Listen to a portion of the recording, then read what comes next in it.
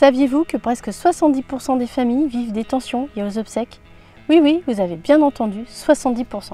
Peut-être que vous en faites partie. Si vous repensez encore à une remarque qui vous a blessé, à une absence vécue comme un abandon, du je m'en foutisme, à une réaction que vous n'avez jamais comprise, vous êtes au bon endroit. Dans cette vidéo, on va voir ensemble pourquoi les obsèques sont un moment à haut risque pour les familles et surtout pourquoi ce que vous avez vécu est malheureusement bien plus courant que vous ne l'imaginez. Vous êtes prêts? Alors c'est parti! Alors oui, ce chiffre paraît énorme, mais malheureusement, c'est ce que je constate régulièrement dans ma pratique. Et attention, quand je parle de tension, je ne parle pas seulement des grandes disputes où tout explose. Non, j'inclus aussi les petites piques, les attitudes qu'on juge déplacées, les silences lourds. Vous savez, ces choses où sur le moment, on s'est dit « c'est bon, laisse tomber, c'est pas le moment ». Sauf qu'après, ces tensions restent figées dans la mémoire. Elles se transforment en blessures invisibles qui peuvent influencer les relations familiales pendant longtemps. Alors l'une des premières raisons qui explique le potentiel explosif des funérailles est l'urgence de la situation.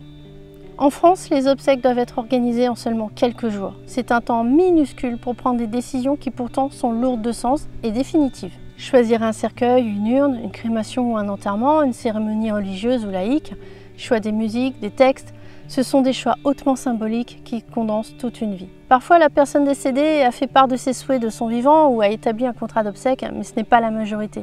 Vous devez donc faire ces choix alors même que vous êtes encore sous le choc, épuisé et que vous n'avez ni la tête ni le cœur à ça. Même si nous faisons partie de la même famille, tout le monde n'a pas forcément la même vision des choses. Un tel veut telle musique parce que ça représente un souvenir très fort, l'autre dit non parce qu'il trouve que ça ne correspond pas. Certains veulent une grande cérémonie, d'autres quelque chose de plus intime.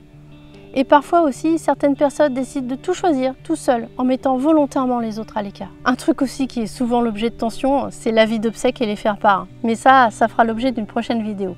Le souci ne vient pas du fait que l'un a raison ou l'autre a tort, mais qu'en réalité, personne n'a le temps d'expliquer son ressenti, ni d'entendre celui des autres. Alors même si la dispute n'éclate pas durant la cérémonie ou devant le cercueil, ces tensions laissent des traces. On garde en soi un sentiment de ne pas avoir été écouté, d'avoir été écarté. Et ces rancunes sont silencieuses, mais bien réelles. C'est ce qui explique qu'un an, 2 ans plus tard, voire plus, des familles restent divisées à cause de choix qui en réalité ont été faits dans la précipitation. Entre ce qui est important pour les uns, pour les autres et ce qu'aurait voulu le défunt, il faut avouer que personne n'a vraiment eu le temps de bien y réfléchir. Mais évidemment, la précipitation n'est pas la seule raison, sinon ce serait trop simple.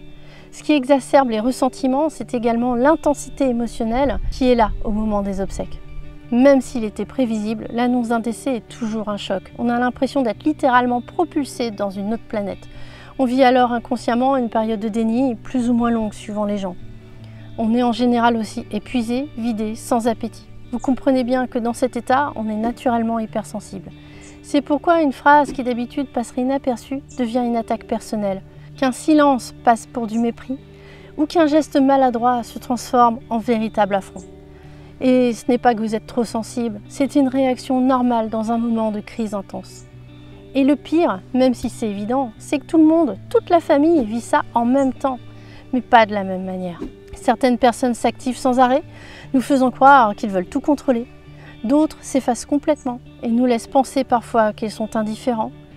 D'autres personnes encore pleurent beaucoup et on pourrait les juger d'envahissants, voire même d'en faire trop. En réalité, tous ces comportements sont des stratégies de survie.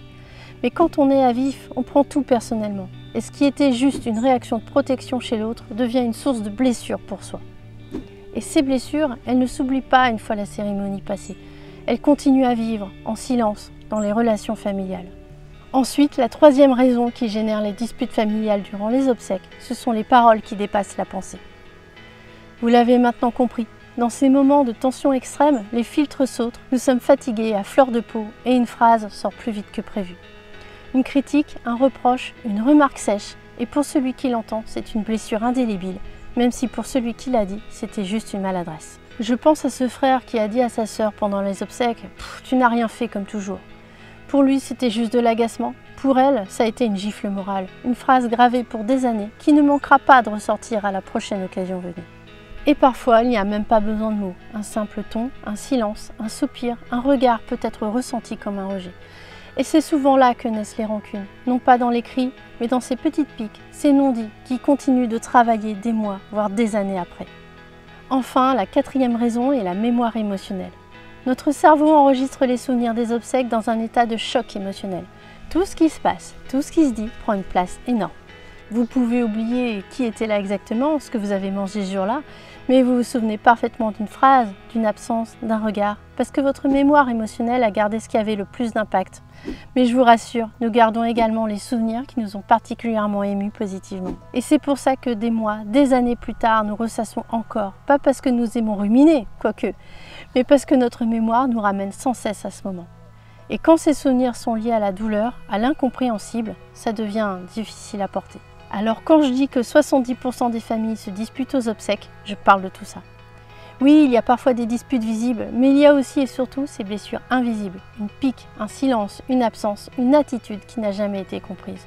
Parce que cette période est un vrai terrain miné, les émotions sont à vif, le temps des préparatifs est très court, les paroles dépassent la pensée, et la mémoire enregistre tout, et surtout les choses désagréables. Voilà pourquoi tant de familles sortent fragilisées par ce moment. Pas seulement à cause des cris ou des disputes visibles, mais à cause de toutes ces petites blessures accumulées qui laissent des cicatrices dans les relations. Alors si vous gardez encore aujourd'hui une blessure liée à cette période, dites-vous que vous n'êtes pas seul. Chacun réagit avec ses moyens du moment dans un contexte où personne n'avait vraiment tous ses esprits et où les émotions étaient à vif.